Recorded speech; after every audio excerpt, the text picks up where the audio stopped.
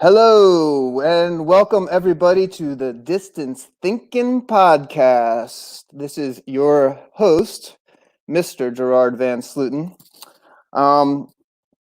What's up, Hornets? And what is the buzz today? We have two guests today. I'll introduce them in a second. They are the librarians throughout the township, so we're going to get a little bit of the buzz on what's going on outside of Hamilton West today.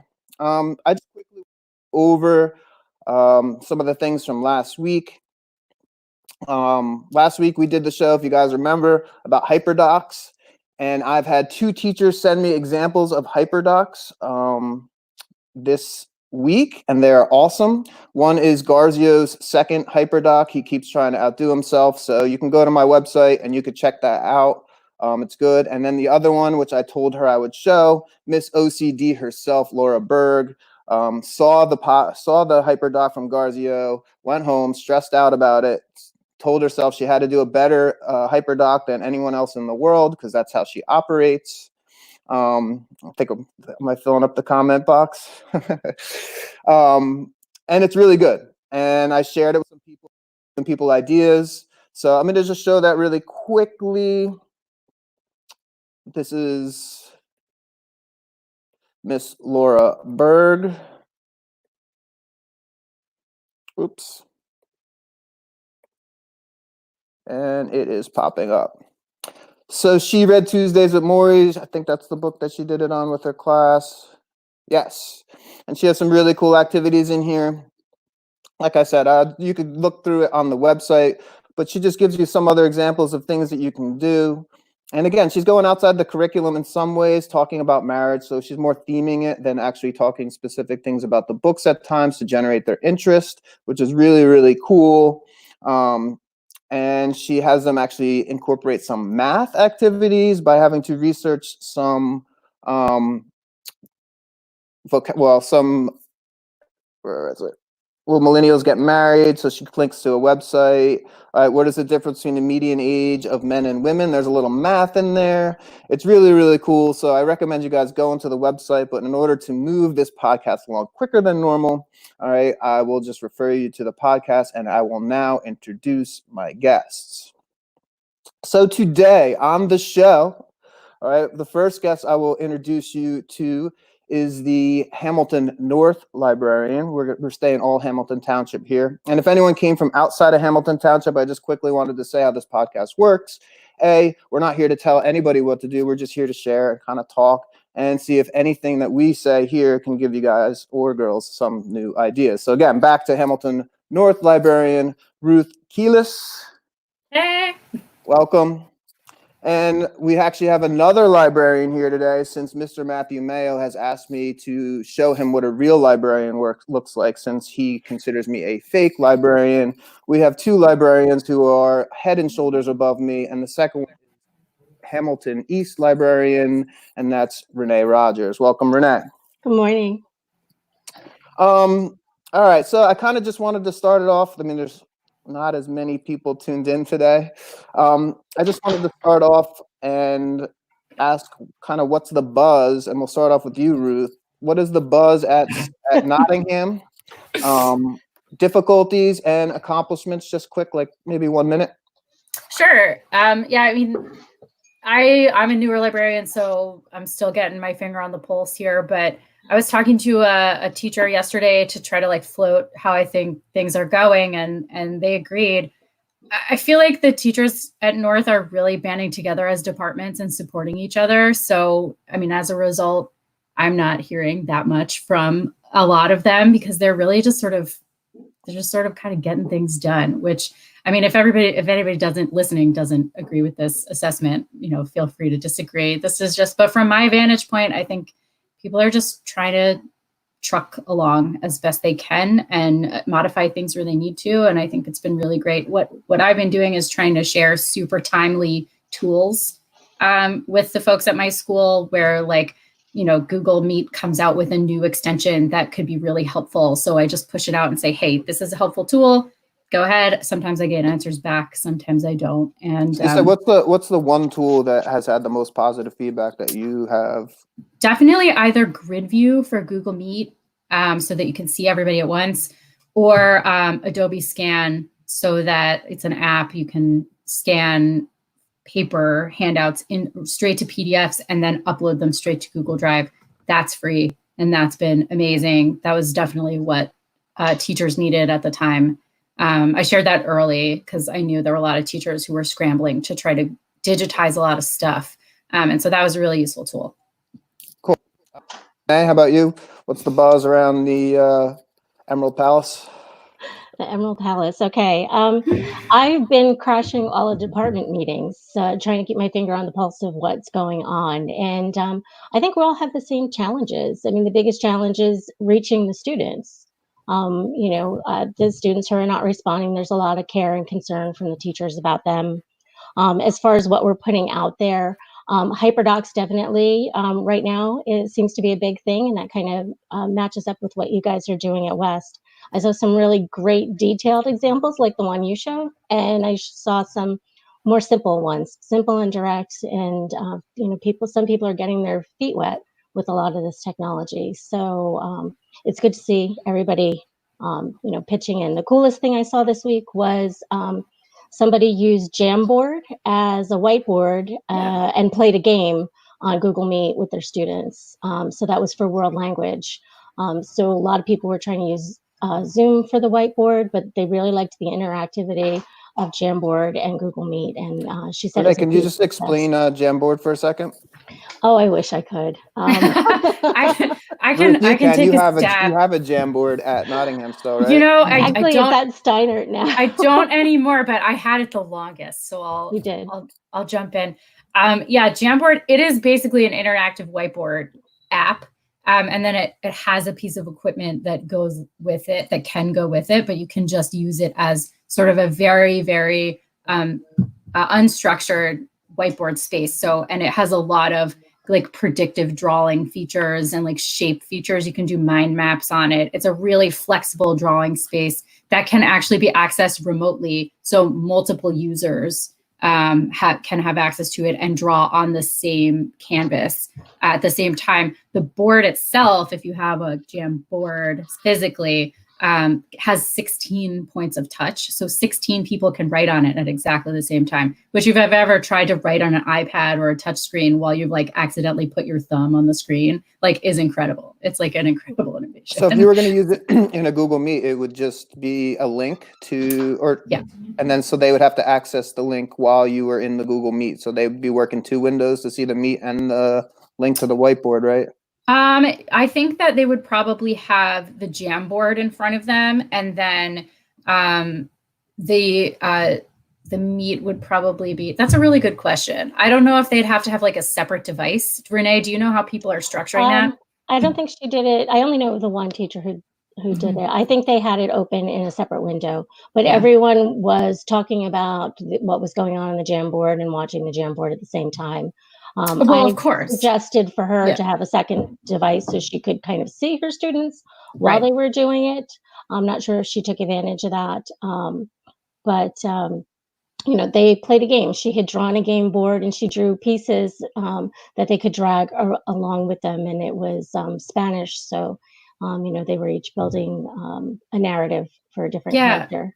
I think as long as you could hear what was going on via the Google Meet, and then as long as you could see the Jamboard, because it all updates in real time. So you wouldn't need to necessarily see the Meet at the same time as the Jamboard. Everybody could have been looking at the Jamboard and still participating. It's a Google Doc, but it has whiteboard function instead of word processing function. Like that's what Jamboard is. That might be something I'll check out. Yeah, it's good. And also Google Meet did just add, there's an extension now that has a whiteboard feature. So if adding a second screen or app feels overwhelming, there should be whiteboard capability in Google Meet now if you add the extension. Yeah, they've added a lot within the past week. So people in the audience, tell me if do you understand the concept of extensions? Like, have you used them? Because that could be a whole nother episode. All right, well, I'm going to move on while you're responding because I'm sure you guys are intently listening right now.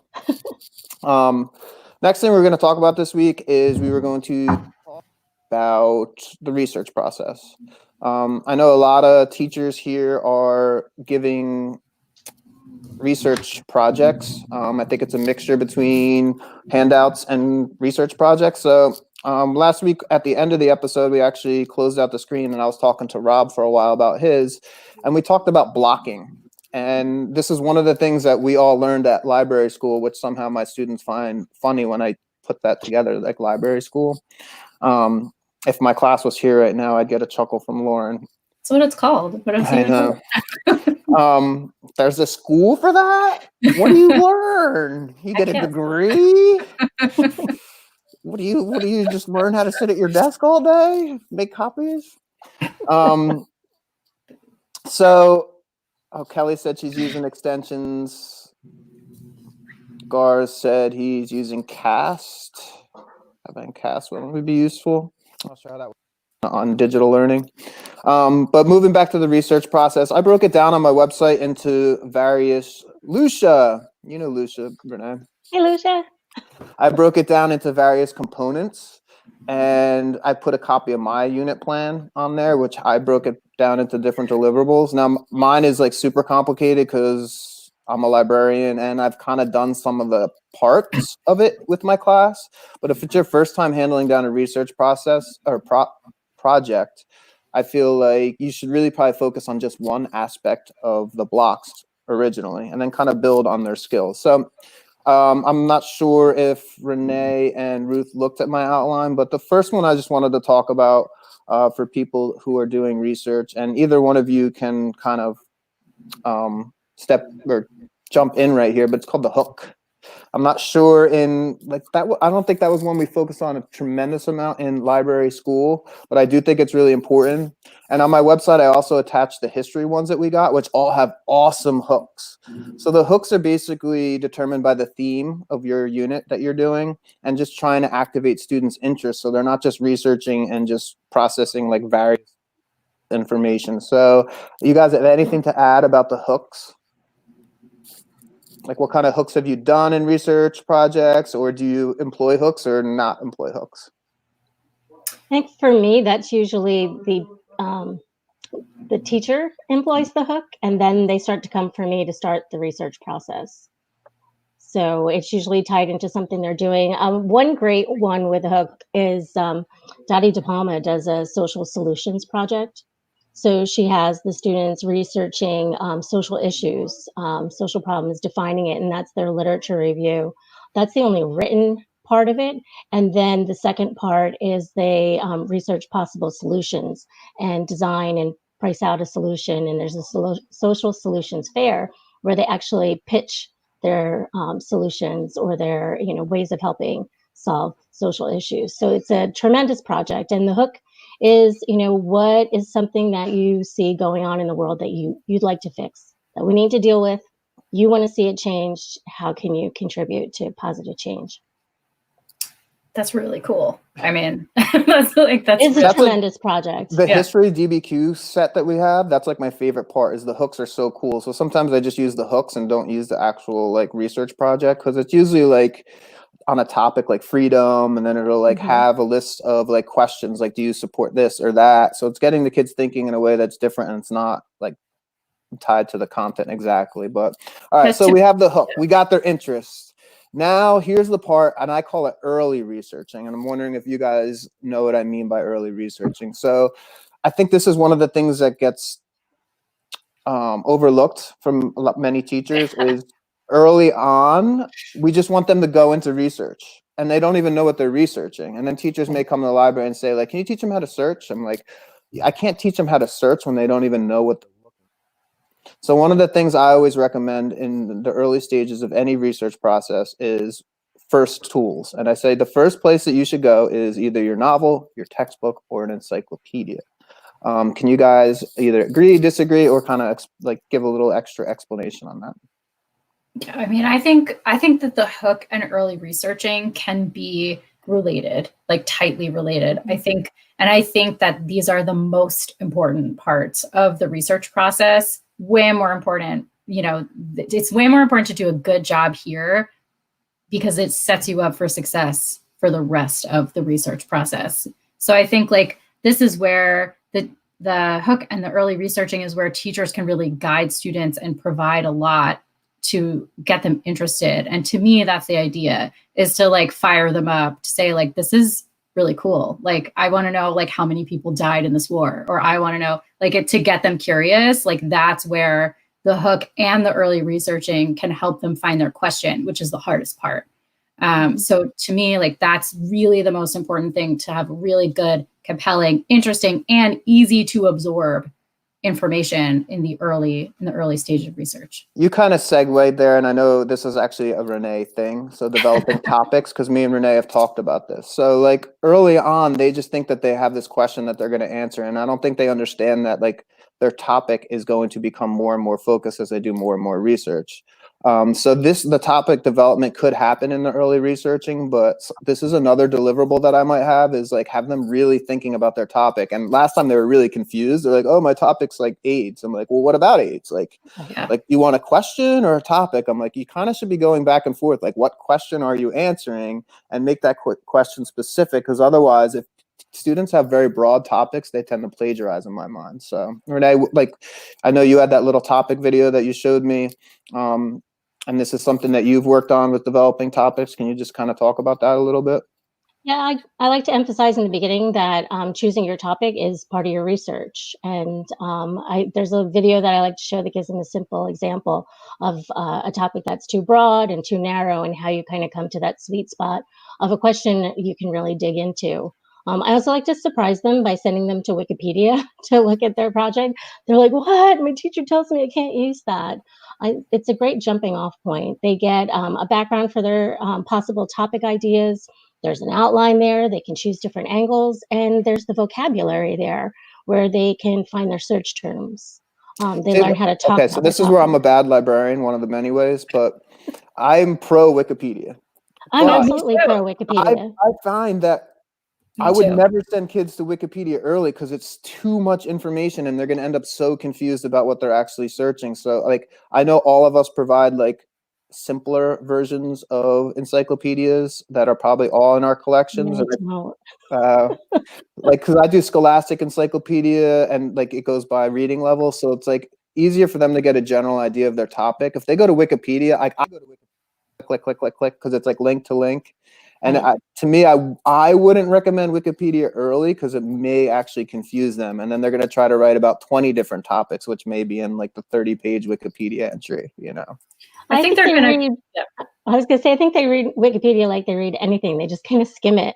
Yeah. So they see what that outline is, what those main headings are, and what some of the links are. Some of them dig down deep and wind up, down the rabbit hole, so to speak. But most, it's kind of just skim the surface. And that's one of the things that we're talking about with skimming. Like, those are skills. Like, so we're teaching the process, but we're teaching skills. So depending on what level you have, skimming could be a whole lesson. Yeah. Like you would assume that kids know how to skim because they know how to skim your work that you hand out, but they don't necessarily know how to skim Wikipedia. And I'm like, look at the first sentence of every paragraph. That should tell you what the paragraph's out. They're like, really? I'm like, we've only been working on our paragraph structure like this whole unit, but it's also other people's structure. So that is also reinforcing different skills where they're analyzing other people's writings as they're trying to create their own writings, and kind of can make parallels there.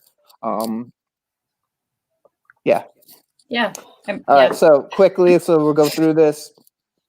So where was I? Developing topics. So what you're going to notice, I call this the real research. At this point, they're going to start to notice holes in their argument, or as you collect one of their deliverables, you might see holes in their argument. And this is where I would actually teach researching, is after they've already done the broad research, because now they know what they're looking for. And now they can put in search terms that are more meaningful. And now they can get better solutions, or even possibly wrong solutions with the right search terms. And this is where you could teach researching if you want to teach researching. I think that at this point in the process, it's also about resilience and understanding how much the process repeats. Because I think it's at this point in the process where it starts to get hard, because suddenly your argument starts to fall apart and you don't realize you actually have to go back to the beginning and close those gaps. So I think this is where like the perseverance teaching skill, like teaching the skill of perseverance rather, comes in, and helping them understand, like, yes, you are doing it right because you have to go back to the beginning and do some of this again. Like, that's the right thing to do. This is the part I think where you need to be an annoying teacher, where they're like, "Oh, I already did my research. I found 3 sources." Like, well, there's holes in your argument, so you need more sources. So here's some more cards, and this is where I may teach note taking. There's a link on my website with how I do note taking. I know Renee uses Noodletools, which has not caught on well, or which we still promote highly at Hamilton West, and I'm a big fan of it. Yeah, it's a little bit of a learning curve with Noodletools, but it It tries to take the is. same process that you're doing with the note cards and put it online. Yeah, So, it's so good. It's so good. And it's sad that it's the best tool out there because it's not very user pretty. friendly. It's not pretty. If they made it pretty, it would be like the most popular tool in the world, I think, because it's really well done. There's another up and comer though that isn't Noodletools that is free. Scribble? No, it's My Bib. My Bib is I did a whole poster on it at NJSL, but it was really good. It's gonna be superstar eventually. In general, so we're talking about skills. So this is like the deliverable on the steps. And Turnitin is, or sorry, Noodletools is going to teach similar skills that I'm trying to teach. So what skills are we trying to teach? So a couple of things I've kind of, this is where students plagiarize when they take notes, I think. So actually looking at their notes, which is a pain and difficult, but Noodletools will help because their notes are going to be structured. So this is what we did, I think, and I'm older than everybody here, but this is what I did. I was forced to do when I was younger, and then we got away from that, where we had to do actual note cards. I wonder how many students actually do note cards anymore. I have ever in their life actually made note cards, and that's basically what Noodletools is. I just create my own note cards in a Google Slide just to keep everything, not teaching new tools, so on and so forth. But the skills that I'm usually teaching are direct quotes versus paraphrasing, and what is the difference? And there's links on my website for any teachers who want to look at it. But I think that's important. They don't think that paraphrasing is plagiarism, so they could paraphrase someone else's words and put it in a paper, and they present it as their own idea. And that's one of my biggest things to teach. So this is exactly how Noodletools is set up for the note taking. Each note card has a box for direct quotes, a box for paraphrasing, and a box for my own ideas. And it has a spot up top where I tell them that you must put the source that you're using first. So that, I think, is what connects the dots there for them with the paraphrasing, and my direct quotation boxes need to have that in-text citation in there.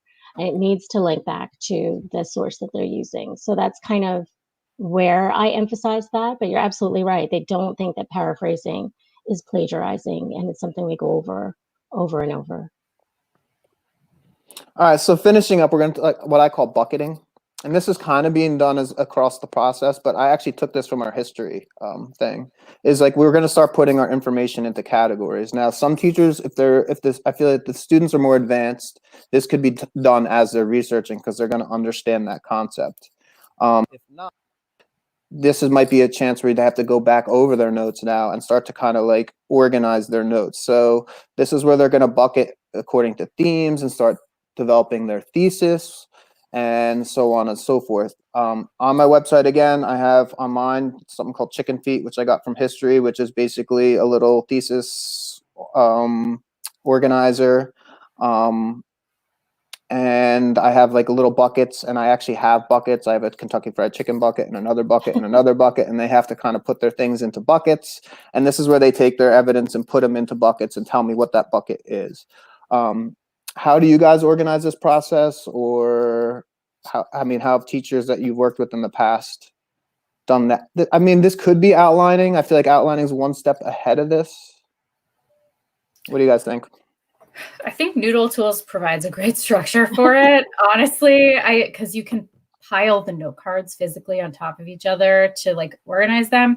But I also think organization is really, really personal. And so the way you organize has to make sense to you. And it might be that's what makes sense to the teacher, or that's what makes sense to the student. But I think those skills are maybe the hardest to teach because what works for one person might not work for another person. Renee? Yeah, again, I'm in Noodletools. Sorry, Jared. Yeah. So I suggest that they either make piles. They can also color code their note cards, or have them, in columns down the screen by topic. So that kind of addresses the issue, that everybody kind of approaches it differently. And I teach the outline at the same time as the note cards. And I say you can organize your note cards first and come out with your outline from that. Or if you have an outline in mind, start with that. So kind of either way that they organize their thoughts. A lot of students find it helpful to have that outline. And other students are like, how could I even have an outline at this point? So I kind of show both and give them some options that way. And we always build in days where they're just working in the library and the teacher and I are going around and conferencing with students individually to help guide them through the process. That's super important. Yeah. All right, we'll finish with products. I mean, everybody hates research, like students. My students hate research. It's like, no cars, oh man, you're making us do this, that, crap test, blah, blah, blah, blah. And I do think that the one way to get them a little bit more interested is to have different products. Like, it doesn't always have to be a research paper. Sometimes I feel like that gets them confused and they don't connect that they're actually doing a research paper in an easier way. Can you guys just give me examples of different products other than a paper that you've either done or would recommend, or possibly a tool that would help make it just a little bit more fun and exciting? I'm a big fan of visual products, just because I think it accesses like a creative part of the brain that, writing a paper doesn't necessarily inspire in a lot of students. But I love seeing like a comic or like a storyboard, or even like, if there's enough time, like a movie, or like maybe lots of other, like, I like visual stuff because I think it works with the kids' strengths. I think I already answered this in the beginning. The best one that I've seen is Dottie's Social Solutions Fair. Yeah. And it takes a different form for each student. They have to have like a trifold board, like the old science fair, with some notes about what they're doing. But then they also present in whatever form they want. So I've seen students who their issue was animal welfare, and they actually did a whole diorama of what the layout of this facility that they're designing would look like. Had students design apps. A student came in, built a whole hydroponics setup. Another student developed an app that had geofencing, so that if you had an older relative, maybe with Alzheimer's, their cell phone would ping the rest of the family if they left a certain geofenced area and went outside their neighborhood. Cool. And then I've seen students who just, drew pictures of what their website would look like. And they were all fantastic projects. And it was all, how much time the student wanted to put into it, how enthusiastic they were about the project. There was no requirements to go, that far above and beyond. Some kids, really got into the research, really got into designing the solution and did so. And it's a really cool thing. And so they got to choose their format for presentation, depending on, what their solution that they were designing was. Cool. Now, I just want to summarize this quickly. Now, I know there's like the B-level teachers, like there's no way I could walk my kids through this whole process. And this is where you need to be creative. If these are the skills that we want to teach, I mean, I still think we should be teaching those skills as far as summarizing, paraphrasing, and so on and so forth. You could give one small activity, have them write one paragraph, or you could have them do like 4 slides to make a paragraph and do audio over it. You can do it in groups of 3 where each student writes one of the body paragraphs if you're doing a 5-paragraph essay to shorten the work, so you're really focusing on the skill. There's a lot of solutions to be creative with writing. The purpose of this is just to say, please don't hand out a packet and say, here's Purdue OWL, here's what I want, and then collect it in the end, because I think you're going to get horrible writing that way, or you're not really going to be building their skill level up. I mean, it's going to be more work and more grading along the way. I just kind of set all these up to give you some of the different deliverables. Obviously, most teachers don't have the time to grade and walk through all of them. We've talked about student feedback and peer feedback. Some of these steps could be kind of done with peer feedback, but Alberta, don't leave. We're going to do book review. Alberta, you'll love book review. I'm working my way there. All right, so let's get there. Alberta, you better stay. I was going to do tools of the week. I'll skip over the tools of the week. I could always do that another time. All right, we want to do our book talk. I hope Alberta didn't leave. All right, Ruth, we were talking about this before, so let's quickly go over it. I mean, this is a pandemic, so we are reading differently, maybe the same for some people. I think this is a time to read and enjoy what we're reading, to get away from things a little bit. It's kind of what you were talking about. Yeah, just give me your theory, and then I find it difficult to recommend books for our murder mystery teachers, so we have two good teachers to give book recommendations here. Audience, while they answer, give me questions if you have book questions, and I will feed them to our real librarians. You're a real librarian, Jerry. You are a real librarian. What we were talking about before is, I have a 3-year-old, so the actual reading by myself with a book time that I have is limited. So I've been re-listening to Harry Potter because it makes me happy, and that's what I need right now. So that's what I advocate. Also, I think we need to be, if we have the time and luxury to read, and the joy to read, we should just be reading whatever makes us happy right now without any guilt. And so I'm happy to make book recommendations. In addition to rereading Harry Potter, my favorite things to read are celebrity memoirs. I just think they're really fun. And when you listen to the audiobook, a lot of the times you're hearing the celebrity read their own memoir and tell you about their own life, which I just find endlessly fascinating. And it's also a way to have a connection with people that, a lot of us are craving right now, is more connection with people, and a memoir is a great way to do that. Now, Ruth, just quickly, it seems like people are attracted to books that are just made into streaming Netflix series. You talked about a couple. Give me a couple hot books that have worked their way to Netflix. I think the one that comes to mind immediately is Little Fires Everywhere, which I have neither read nor watched. I have to, big disclaimer. Also, Big Little Lies is one. These are, I know there are more, but those are the two that come to mind that kind of immediately took the streaming services by storm, and are available as series. And we have a question here, and I know one of you two will have the answer to this. How about podcast recommendations or free audiobooks? Yes. Okay, I have this. And with these answers, can you two do me a favor and email me links if you have resources, and I will put them on my website under the podcast for people who want follow up. I have 2 favorite podcasts that I will recommend. They're my favorite podcasts ever, and I will defend them with my dying breath.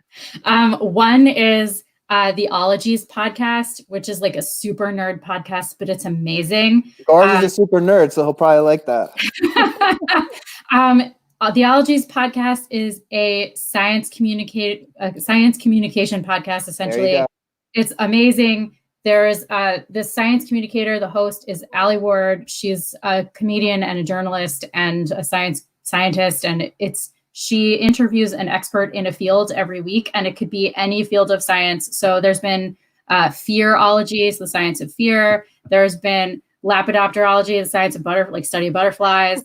There's corvid, like crows and ravens. There's all different kinds of animals and plants, and just lots of different fields of study. And you hear from an expert in the field, and then it is also interpreted, so you don't have to be a scientist to really understand what's going on. I have listened to every single episode, even the episodes that I did not think would be very interesting. I've learned so much, and just it's all been super. What about the free audiobooks? You do have links to that, right? Yeah, I do. I have a ton of links on my website for free audiobooks. And Thursday begins Audio Sync, which is you get 2 free audiobooks every week throughout the summer, and summer starts on Thursday. So so you get 2 free audiobooks, and these are big name audiobooks. They are some award winners that just won Youth Media Awards. It is geared toward teens, but there are some really good classic books on there as well. It runs the gamut, so I really recommend you check it out. I just tweeted about it today, and Renee retweeted me, so it's everywhere. But last year they did it on theme, right? It was a YA book, and then there was a classic book on the same theme, which I thought was really interesting. I don't know if that was the first year they did that, but I'm looking forward to seeing what this year's choices are. Can I chime in with a couple of podcast recommendations? Sure, but it's just a quick question. Laura, Educated, is that a that's podcast? a book. That's a book? Tara Westover. That's a great book. And that's taken another memoir. Yeah. Yeah, it's been out. I think it's going to be a movie. Did you say? I think so. I think it's going to be made into a movie, but it's also like it's at the top of every list. We also have a great recommendation from our supervisor. She always gives the best input. She recommended a book that's in our curriculum, which is always interesting to read something that is in the English curriculum at The Help. Amazing book. Great recommendation. Good movie too. That was an interesting book. I didn't like the movie as much, but opinion. So so podcast wise, I've been listening to a super nerdy podcast called Darknet Diaries, and it's all about hacking and stories of different worms and viruses and bugs that have been introduced, and interviews with the people who created them. So it's crazy fascinating, and takes you kind of into hacker culture, which is fascinating. I know we have some students who'd be way into that, but I don't know if I'd recommend it to them because, you know, they want to try it out. And then my all-time favorites are Radio Lab, a sciencey podcast, and This American Life, just quirky stories on a theme each week from across the country. So those are my favorite podcasts. You know what I think I'm going to do to everybody in the audience, and maybe all three of us could talk about this, is maybe just develop a table, books, audiobooks, podcasts, and just kind of start adding things as we go. And maybe eventually, if the staff is interested and your staff is interested, we can make this into a Hamilton book club or a podcast club, or just a place to come. But now Ruth gave me kind of like a space to go where we could organize this, but I'm not even going to go over it. But if you guys are interested, please email me and give me some feedback on that. And hopefully we could set something up, because this is a chance for us to unite and get together. And it's kind of why I have you guys on here in a little bit of a different way. Yeah, I mean, I'm reading Hitchhiker's Guide to the Galaxy, which has every Jeopardy's question ever, and it just frustrated me, and I hate it. And I'm mad that I hate it, because I thought I would like it, and everyone's like, you would love that book, including students that like I really appreciate their input, and it's been I don't get it. I mean, I just don't get it. And I like British humor, and it's like British slapstick, and it's like I don't like it. Of course, Laura loves that book. So I'm also reading Isabel Allende's A Pedal to the Sea, I think it's called, which is I really am enjoying right now. But that's kind of a personal, I'm not sure if people would love it. Which book do you love, Laura? All right, is that it for recommendations? Any other ones essential? Yeah, can I throw in, I know we mentioned Educated and a couple of memoirs. Brain on Fire by Susanna, is it Cahalan? I'm not sure how to pronounce her last name. I always want to say Callahan, but that's not it. So it's My Month of Madness is the subtitle on that. And she is a journalist who all of a sudden started having these like psychological episodes and wound up catatonic. And it's the story of how they figured out what was causing her psychological symptoms, and how she came back from that. And she's a journalist, so the research is excellent in it. The writing is phenomenal, and it's just completely engaging. And her second book is The Great Pretender, and it's the undercover mission that changed the understanding of madness. She looks at some of these classic psychological experiments that were done and published, and it changed the whole world of psychology, and found out that they were faked. So also excellent writing, really, really engrossing and fascinating. And it all came out of this ailment that she had. And she was kind of looking at where she would have wound up and what could have happened to her if they didn't solve it. So really fascinating, great memoirs. I highly recommend it. I think Brain on Fire is also a movie, but I haven't seen it. All right. So honestly, I think this would have been the best thing to do a whole podcast on. So maybe I'll invite you guys back, and we'll pitch a book club. Yeah, and you guys could get back to your staff, and maybe we could have a show, try to get like all of Hamilton Township. Let's get away from this. Let's talk books. Why not? Let's talk movies. And we can kind of behind the scenes now, maybe develop a little bit of a document to get it started, maybe create a collaborative space where we can talk about it. Teachers, would you be interested in kind of sharing ideas on this stuff and reading some books? And you can kind of do it at your own pace, and you might find there's a teacher at another school who's reading the same thing, and kind of The Last Castle. I feel like I've heard of that one. Yeah, so that. Oh, wow. Laura. I'm reading Laura's. Yeah, Laura's like super pumped up. Hardcore. Oh, that's So, awesome. That's a great story, Laura. and Mary Kanock's not here. I know is a big reader. And then hopefully maybe we can get some different teachers on here just to talk about books one day. So let me know how you feel, staff. I'm going to kind of close things up now. I just wanted to say thank you to the guests for coming. Yeah, thanks for having us. I think this kind of led us into maybe kind of putting something together where we can collaborate on this one and put it out there. Also, staff, remember to go to my website, so I'll put all links that we've kind of talked about here and update under the left-hand side where it says podcast or Distance Thinking podcast. And lastly, Gara's had some good ideas. Children's book, Magic Treehouse series. We could do children's books too. We can make that a whole. We can have different sections of it if we do the book club. Even recommendations for the people with some. I got them for 3-year-olds. So. Yep. So that will be another podcast.